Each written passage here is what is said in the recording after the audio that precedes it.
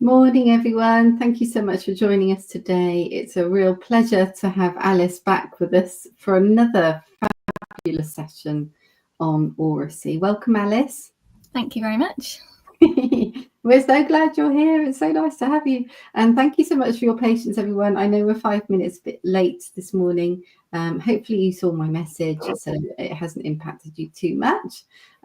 But we are ready to go now. We had a bit of a technical hitch, but we're all good to go. And you guys are going to love today's session. I hope you've got a pen and paper. There's going to be lots of really useful tips and strategies coming your way. We absolutely love it when you say hello. So please say hello. It helps us to think that we're not talking to ourselves, which is really disconcerting, isn't it, Alice?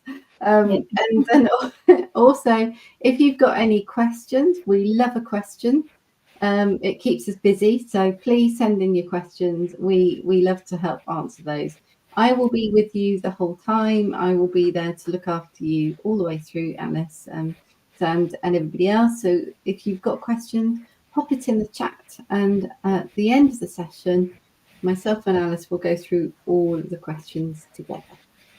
So without further ado, I'm going to let you introduce yourself, Alice, because a lot of our community will know who you are, because as we said, we're just chatting about how popular your last session was.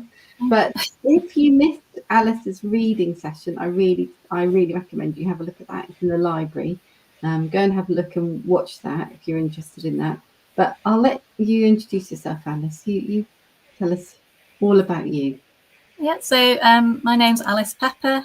I'm a One Education consultant where I work with school leaders and teachers to support children's best practice, bringing about research knowledge in the field and supporting through advice and training in schools where they don't have so much time to find out this information themselves. Very much focused on literacy development as well in particular. Fabulous. You're so knowledgeable, honestly. I mean, the last session, I was writing loads of notes down. So, right, I'll get you started and I'll leave you be. So don't forget, everybody, say hello in the chat. Got a question, please let us know. And I'll see you in a bit, Alice. Thank you very much. So I'm here today to talk to you about our One Education Oracy Award and Oracy in general, because we really believe in recognising Oracy excellence and the need for Oracy to be in place as part of our curriculum. Our award recognises excellent Oracy provision in schools and settings. I'm going to talk to you about how to develop that best practice and how our award can support you to implement it as well across the curriculum. So why are we talking about Oracy and why are we talking about it now? This session aims to provide a bit of an insight into the hugely positive impact that Oracy has in people's personal, social and educational development and the relevance of developing Oracy provision at the present. By looking at the 3 key strands of Oracy, which are actually outlined in the Oracy Education Commission's report that we have called Learning to Talk, Talking to Learn and Learning Through Talk. I hope to provide improved understanding of the breadth of an effective Oracy curriculum and how to embed a culture of championing Oracy with the practicalities of implementing or further developing Oracy best practice across your setting. So let's think about our first section. Let's discuss why Oracy is such an important focus at the moment, its benefits not just to teaching and learning, but also to our overall well-being. So first of all, what is Oracy? It's really important to understand that. So Andrew Wilkinson was the first to coin this term in his research in the 1960s, and it came about to bring together speaking and listening together as the ability of sort of oral skills. And he argued for its teaching to be placed at the heart of schooling, alongside literacy and numeracy. And this prioritisation of Oracy was reiterated in the most recent report by the Oracy Education Commission last year, where they advocate Oracy to be the 4th R alongside reading, writing and arithmetic.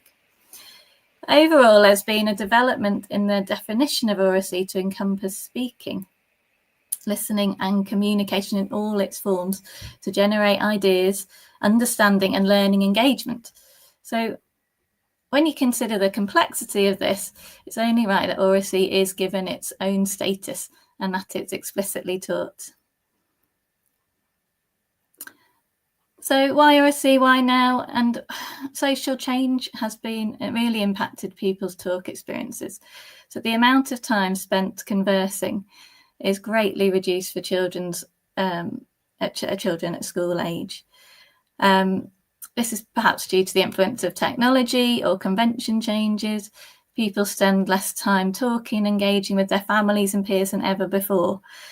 And this is seen by the data showing that many children start school with low levels of language, lacking good communication from parents in the home, perhaps due again to technology influences.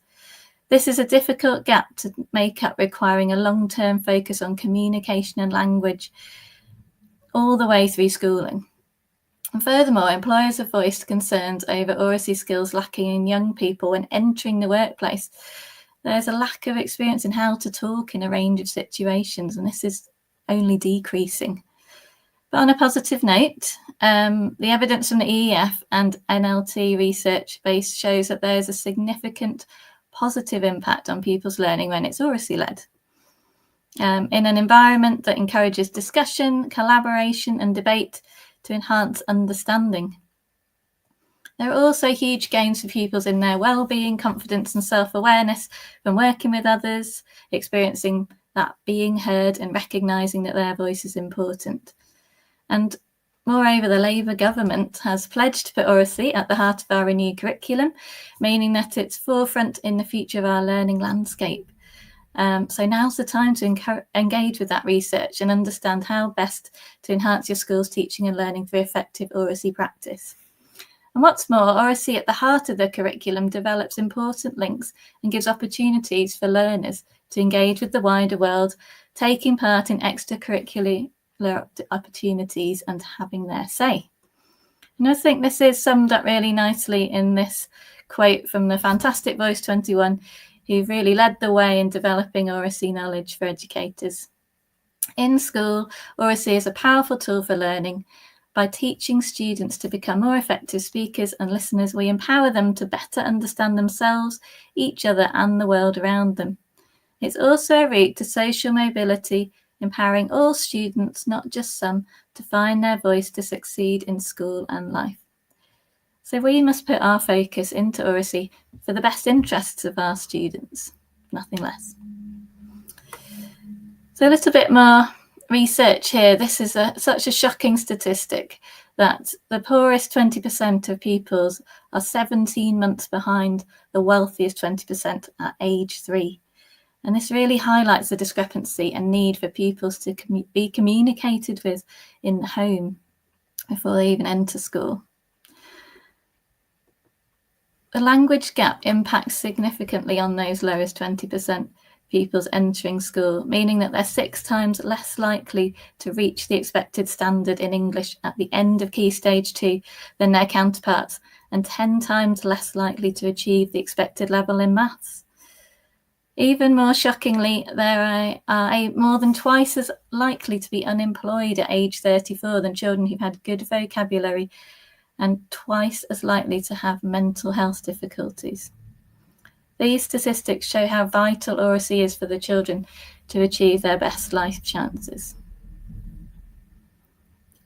And then more evidence here from the reading framework from 2022, which states that the language-rich environment is one in which adults talk with children throughout the day, and it is vital for all aspects of learning, particularly developing reading skills.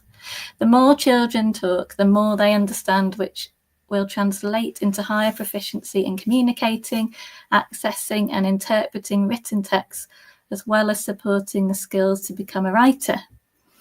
And children need good role models for speech, with strategies such as thinking out loud, rephrasing, extending, asking open questions, making connections and recasting to support accuracy in speech, vital for ensuring good outcomes. So here's our model from the Oracy Education Commission report from 2024, where we see that accuracy in modelling and managing talk is central to an effective Oracy education, and it's centred on these 3 advised elements of talk. We know that learning through talk deepens pupils' learning, and that learning about talk is vital to understanding the diversity of talk in its many contexts, in addition to learning to talk.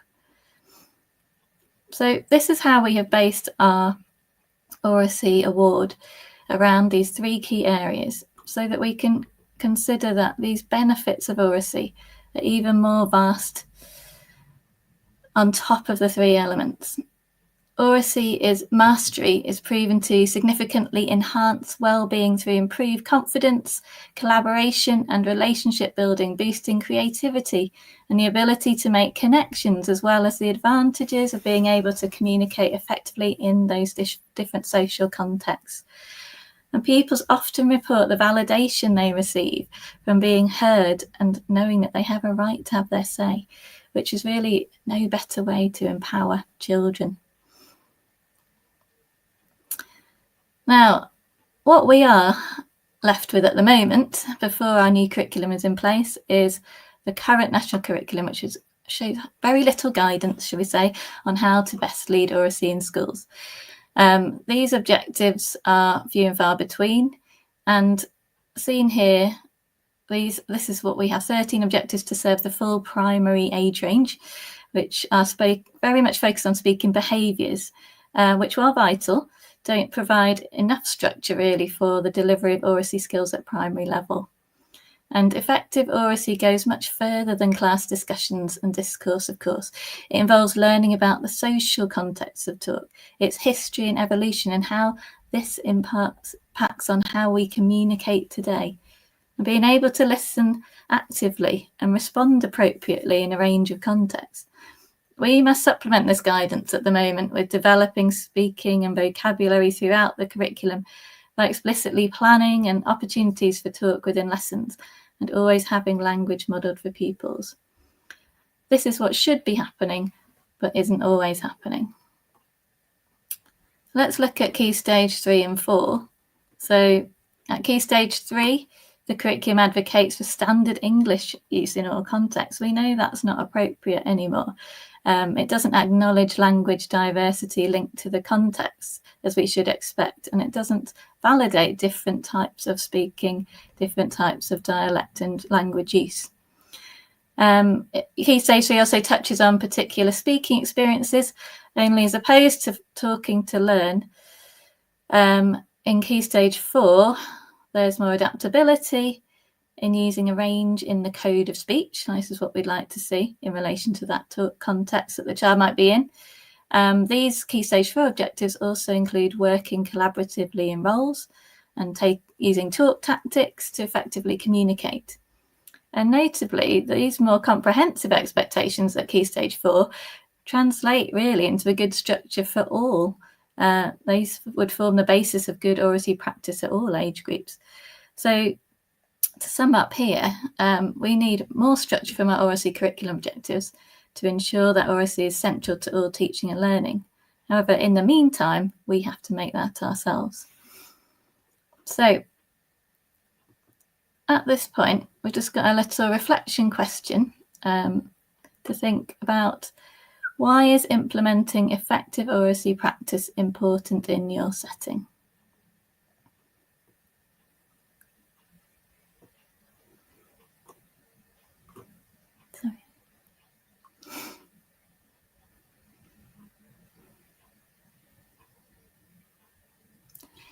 So I'll move on to the next part.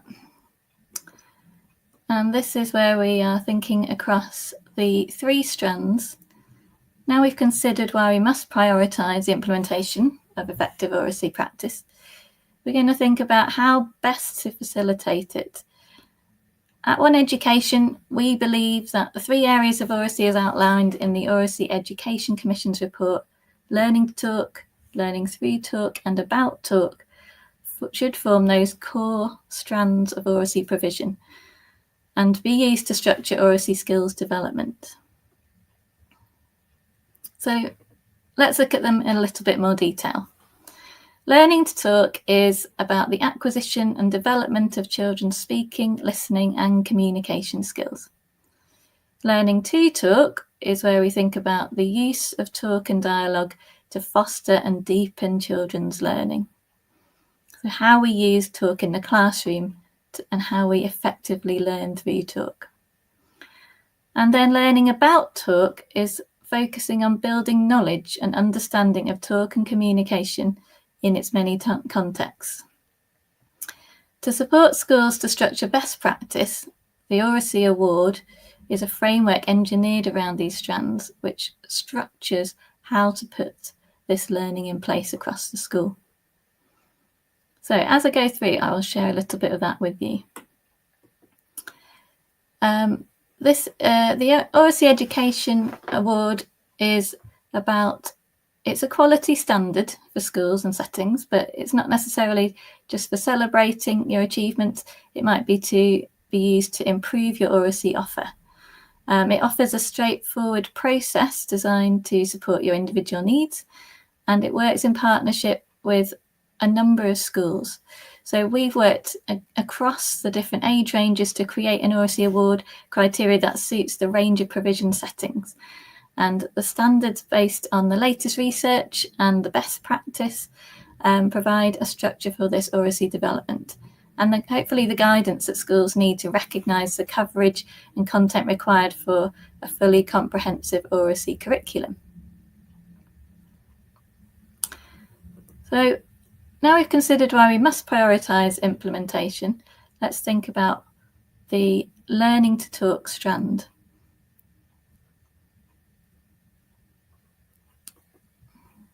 So learning to talk refers to the developmental process by which children acquire and refine the skills needed to express themselves clearly, confidently, and appropriately in spoken language. And this includes foundational communication skills such as turn-taking, listening, pronunciation, vocabulary use, sentence structure, and it's all developed at all levels through experiences in a range of developing contexts. For example, talking to a familiar versus an unfamiliar audience. We also expect pupils to develop confidence and voice. So as pupils learn to talk, they are also learning to develop their own voice. This is like how to express their thoughts, feelings, and ideas with confidence. And this helps them build self-esteem and social competence, as well as the physical and social-emotional aspects of communication. These experiences are taught through structured activities where pupils practice using language for different purposes. For example, persuading, entertaining, informing, those sorts of activities. We would also expect children to learn to empathise, maybe solve conflicts and collaborate with others. And the social use of language is essential for personal development and effective group work. If we consider this in terms of the complexity of oral language, using this model of Kate Nation's research, we can see that the oral language is complex and multidimensional. The social context of language in terms of the pragmatics of teaching, which is in the bottom of the diagram, it's a key element to teach and learn and practice, such as turn-taking, the physical aspects of speech, such as eye contact, spatial awareness to the speaker, as well as responding accurately to the topic within the context with the correct level of formality. All of that is in the background at all times of communicating, alongside a speaker applying first their phonological knowledge, i.e. being able to form the sounds, the semantic knowledge of how the meaning of words is linked to the organisation of these words, and then applying their grammatical knowledge to produce an accurate speech, which can be challenging for pupils of all ages. So we can see, therefore, that the vast complexity of speech must be recognised, and that it must be purposefully taught as well and practiced to ensure mastery. Learning to talk is therefore centred around the developing of the core foundational communication skills, those physical, linguistic, socio-emotional and cognitive elements. And as mentioned earlier, learning to talk well in turn supports improved reading and writing skills. And children who are confident speakers often find it easier to comprehend texts and express themselves in writing. And most importantly, being an effective speaker is vital to personal learning development and application of metacognitive learning strategies. And this significantly contributes to the overall academic success of that pupil. So, putting together an Oracy curriculum to identify the progression of these skills is a difficult task for educators. At One Education, we've devised a support tool to break down the development goals for speaking and listening. These stages are used to support development rather than expected achievement, and it's been devised alongside our speech and language therapist to ensure a comprehensive guide to language development in line with the EYFS framework and the national curriculum. This can be found on our website. We know it's important to teach Oracy skills to develop modes of talk, listening and communication within and separate to the literacy lesson or English lesson. So this might involve listening tasks, talking games, establishing the rules and expectations when talking to others. Really, if we think back to the early years teaching model, this is just a perfect example of how to do this well, where pupils engage in naturally evolving communication through their learning environments, as well as being given opportunities to develop their Oracy through targeted planned activities and tasks that enable these vital skills to be practiced. This practice must continue throughout the school, into high school and beyond, and not be constricted by the curriculum pressures, which is currently what happens very often. Okay, I'm going to move on to talking to learn, our second strand. Now this one's a little bit more complex. It's thinking about, I'm going to look a little bit of the research behind talking to learn. So we know that effective Oracy means including different types of talk to contribute to an overall rich talk context. That's the aim of what we want to have in our classrooms. And you could define rich talk as relevant to the interests of speakers and listeners. It's meaningful to their experience and understanding, and rich talk is undertaken with a clear purpose that reaches beyond meeting a curriculum expectation. It's not authentic talk or contrived or scripted, it's collaborative. Therefore, all voices are respected and heard. So we would strive for our classrooms to have that strong ethos of dialogic talk, allowing multiple viewpoints and ideas to be shared and built on collaboratively. So dialogic talk is that back and forth talk we want to have going on between children and the teacher being merely the facilitator of that. So within that dialogic talk, we can have different types of talk. Exploratory talk is the core method through which dialogic talk would happen. And it allows the dialogue to be truly collaborative and reflective. It's the type of talk where participants think aloud together, share ideas maybe tentatively, challenge each other constructively, and reason through problems as a group. And it encourages students to engage critically but respectfully, clarifying and justifying their thoughts. There may be other types of talk taking place in the classroom too, such as disputational talk, where you're not agreeing with each other, cumulative talk, where you are building on what other people have said, but with your own idea, and perhaps repetitive ideas, which, although valuable, are perhaps less productive as vehicles for thinking. But exploratory talk helps ensure that every voice is heard, and that's what we want to have. It promotes that reasoning and accountability. So there's always a place for a range of interactions in the classroom. We couldn't have all 100% exploratory talk taking place. And this diagram sort of showcases the authoritative versus dialogic perspective on talk in the classroom. So I just wanted to show it to you to sort of think about the varying requirements of dialogic talk. And these can be used whether we want to hear different viewpoints or develop the cumulative aspect of thinking together. And adapting practice from the authoritative teacher stance, which we see in the top right there with that IRE, initiation of the question, pupil response, and then subsequent teacher feedback or evaluation model, which at times, has its place, but it's very much a short interaction between teacher, perhaps one teacher, one student.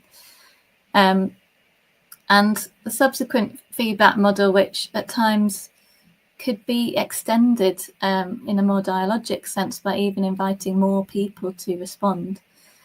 That would then enable participants' exploration of understanding to include more than one pupil response, getting a better perspective on and not having just a yes or no answer.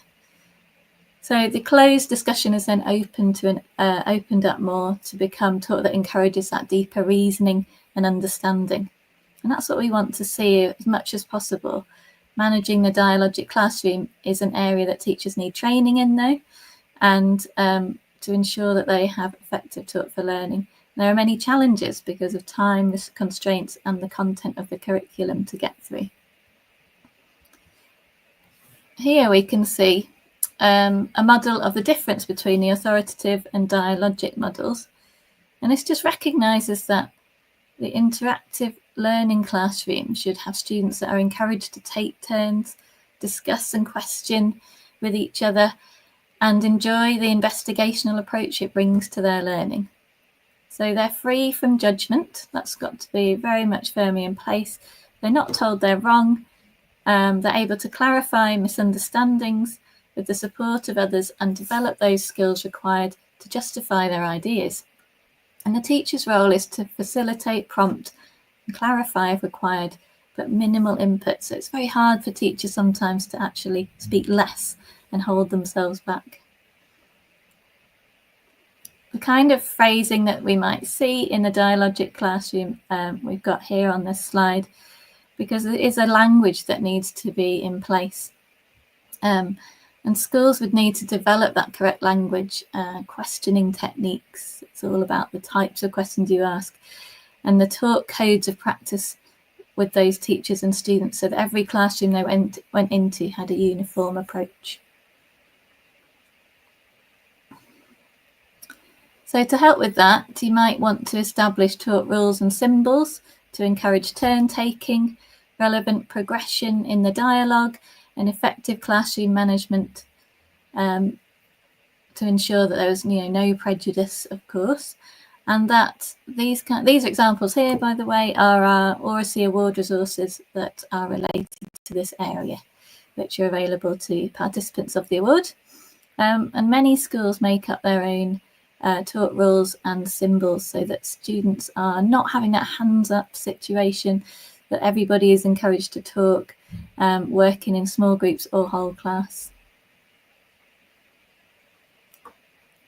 So our third strand of the Oracy Award and the school's Oracy curriculum is to consider about learning about talk. And I think this is probably the one that people know a little bit less about. It was added within the Commission report in October, but originally within Voice 21 and the Oracy Cambridge research, it wasn't a separate strand. So let's just have a look at what it encompasses. It's really quite a range of elements that support the deeper knowledge and understanding and awareness of that diversity of speech, supporting students to become more aware of how talk shapes learning, relationships and participation, and giving them those tools to reflect on and improve their communication. So in developing the knowledge about the diversity of communication modes and communication differences, for example, maybe British Sign Language or about developmental speech disorder, pupils are more understanding that there are a range of ways to communicate. And they may learn that standard English is a dialect of English rather than a single correct way of speaking, which is sometimes thought of. There are many languages and dialects spoken in England, reflecting our history and identity and how there is diversity in dialect, conventions of expression, accents and vocabulary. These have all evolved for historical reasons. And they should be aware that written and spoken language are not direct copies of each other, and that we must code switch our language. That's quite a key skill for children to have, to code switch to the context that they're in, adapting for the people and the place. Through those experiences, pupils develop a linguistic repertoire, if you like, and they can then exercise agency on how to use that. And this all links back to their understanding of those physical, cognitive, social, emotional, linguistic elements of learning to talk, which they develop automatically in using alongside metacognitive awareness. So when learning about talk, we highlight that all talk is valued, and we should aim to take that stigma out of talking aloud, to encourage all students to be proud and be bold and courageous, because talking aloud is without stigma at school and in a safe environment, and we all have that right to be heard. And we can enable this idea of learning about the diversity of talk through studying different dialects and cultural identities in the English language. In the early years, this can be related to how we talk to adults versus each other, where we might talk differently, how accents and words we say might differ, and that there may be other ways of communicating outside of talk. But we can study poems and literature in all its diverse form to build understanding of the author's culture and language use, bringing this into the classrooms and making links to the children's own diversity of speech. And the purpose is to establish the understanding that their voice is valued, their communication in any form is important, and that it helps them and others to learn. So I'd like to think of it this way, in that summarising about what learning to talk is about making connections. So the idea of making connections is often seen in the context of reading, relating the text to yourself, text to the world, text to other texts, and we see this in the example on the left here.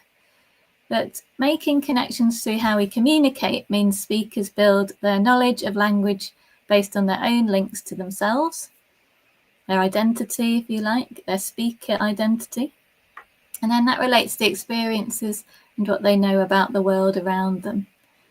And developing Oracy even further requires taking children out of this sort of limited zone of conversational speech and making it bigger to encompass examples of rich, diverse talk that's required to provide that foundation of literacy. And where children lack experiences they can refer to, we've really got to create them, whether they're real or imaginary. So just to show you here, at the heart of our Oracy Award, it's our criteria document. And this gives schools a guide to develop their Oracy provision. And the approach is split into these three strands we've just discussed. Learning to talk, talking to learn, we call it, and learning about talk. And then separated into numerous statements to achieve sort of bronze, silver or gold award status. So the more in-depth you want to go. And working toward evidencing those detailed statements makes next steps clear to schools completing the award. We hope to use it as a guide to support action planning, a clear structure for best practice, if you like, so that each school or setting can then make a bespoke version of how Oracy would look in their school with that support. So I'd like to invite you to reflect a little bit now on this second section, now that you've heard more about the three strands. So in retrospect, which of these three strands do you think requires most development for the staff and pupils in your setting?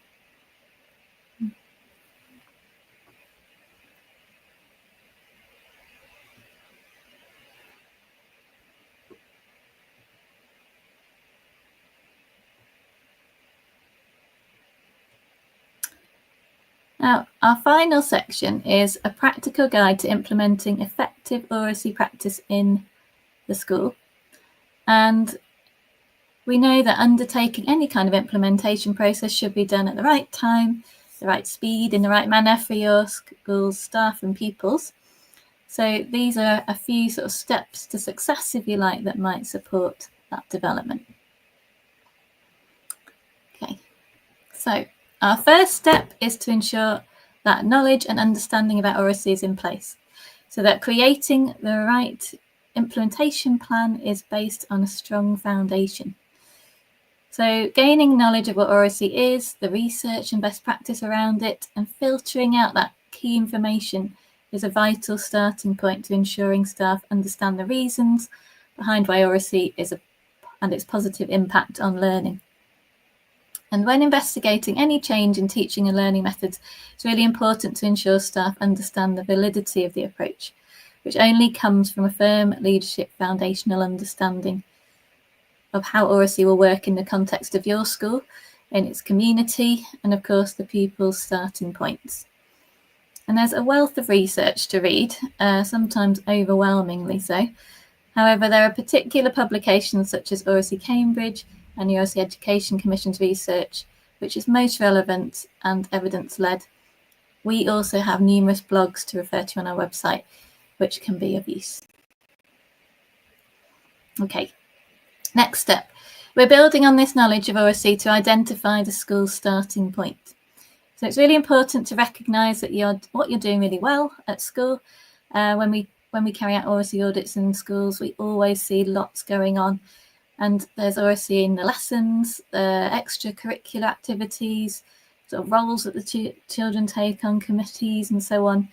They might be presenting or debating or informing, even taking part in assemblies, leading, learning with other children.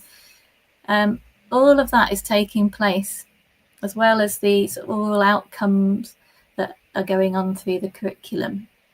So examining as well which teachers are effectively managing perhaps that dialogic classroom or steps towards a dialogic classroom is really worthwhile. See how they manage that effective talk and to build on that good practice across the school. It's also essential for staff to reflect on their own starting points and to recognise which of the strands are areas to particularly develop.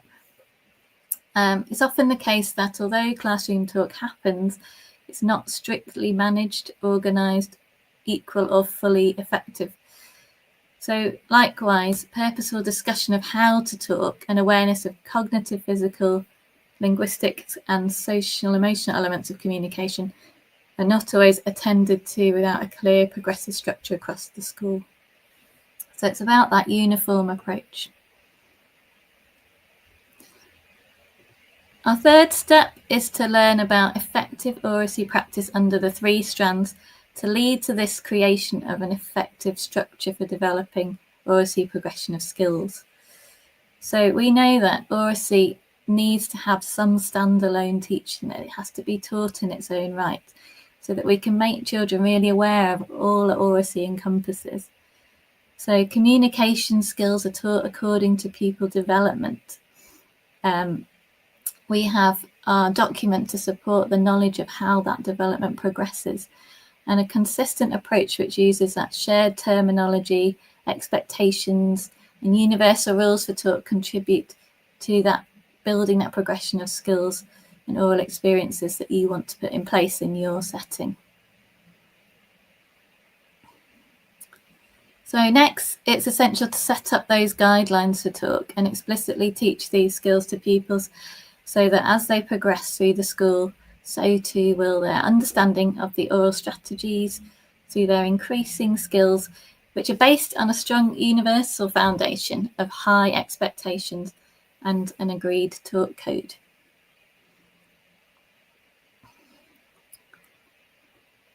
Another step to take is to consider about the different modes of talk and how they might link best to particular curriculum areas.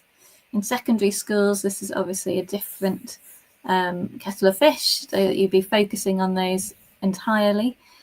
But in primary schools, we want to think that how pupils get the opportunity to use relevant skills linked to each subject area. This might be creating a debate related to historical sources or analysis of an artist's work, and through particular vocabulary and techniques to carry out the task. It may be that each subject area has its own sentence stems, perhaps different tasks and activities that create a progression in these skills to ensure that all pupils get the opportunity to develop their multidisciplinary literacy through their oral outcomes. I work with a school who've now put in end of unit outcomes in history for every year group so that they can have oral outcomes going on to practice those skills. And bringing that into one subject at a time is a really sensible way to implement slow steps into Oracy within the curriculum. So another thing to think about is making sure that pupils carry out oral tasks at home through home learning, homework tasks, and this can develop their independence, applying the skills out of school, and also a really good way to engage parents with what you are doing in school with Oracy. And then finally, as we know, every school is a community, and it's important to engage with our wider stakeholders as much as possible to maximise the opportunities available, be it through engaging the community yourself, by going on visits or taking part in competitions or inter-school activities, using parent expertise. Pupils need those experiences out of school to develop the confidence in carrying out the different modes of talk to a range of audiences. And it should be a priority that every student takes part in a wider opportunity task before they leave the school. And I mention assessment here as to make these tasks purposeful and effective. Self and teacher assessment should link to the progression of skills the children have been taught, to focus them on how to achieve those successful outcomes, and to contribute as well to those metacognitive strategies that they're developing through that Oracy provision and that mastery of communication that they are embarking on. So that's my last step. Obviously, those don't have to go in that order. They can go in any order you like. And just to show you again that our criteria has that detailed guidance on how to structure this implementation. So we have these around different strands, so including curriculum and culture within learning to talk, talking to learn, and learning about talk. But we also have them grouped under leadership heading, teaching and learning, support for all children, pupil outcomes, and those links to wider stakeholders. And by using those criteria statements to guide the content of your action planning, you'll be able to fully develop the Oracy practice already in place and enhance it through those additional experiences in the guidance. So if you wanted to take part in the award, we have our 3 levels. So we have bronze being good provision, being evident, silver, excellent provision, and gold, excellent provision embedded, supporting pupils to excel. And we would like to hope that we see schools progress through the 3 levels to re-accredit themselves year on year.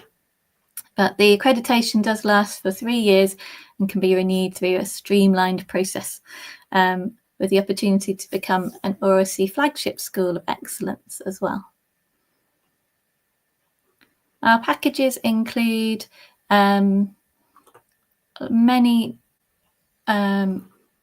parts, so you have access to a hub to upload evidence and get support and resources. We have specialist consultant support and the option to add on bespoke support for your school through additional training, perhaps something like Oracy curriculum development or special advice or training about particular language needs.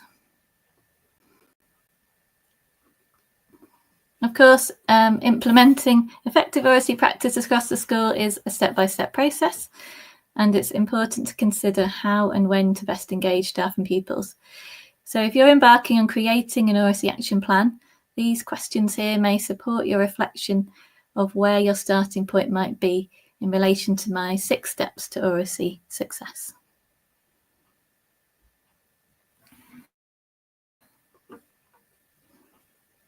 So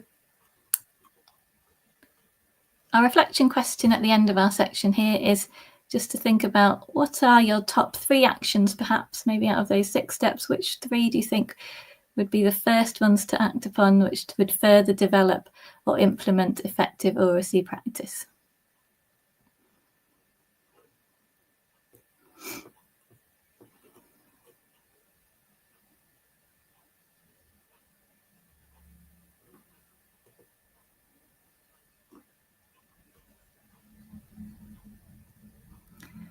I do hope this webinar has been helpful, and that by breaking down what effective practice in oracy looks like, we've got a good understanding of the principles of best practice and a bit of guidance on how to go about implementing it.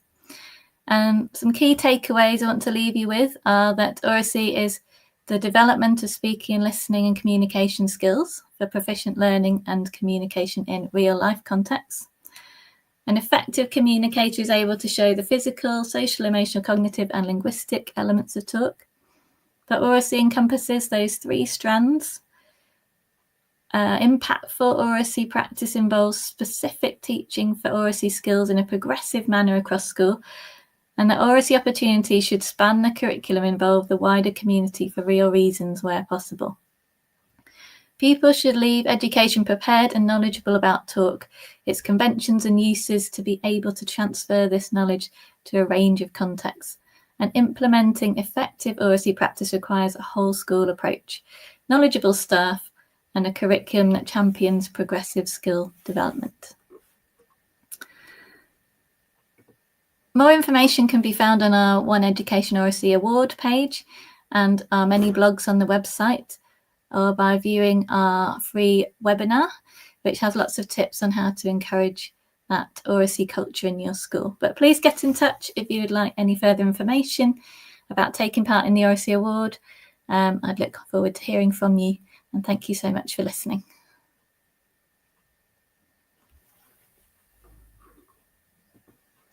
Wow, I told you would all love that. That was such a helpful session. Thank you so much, Alice. You're welcome. Thank you so much for joining us. And as Alice said, if you've got any questions, you've got all of the details there to contact Alice directly. Or if you want to get in touch with us, you can get in touch via email, which is info@headteacherchat.com. Here it is.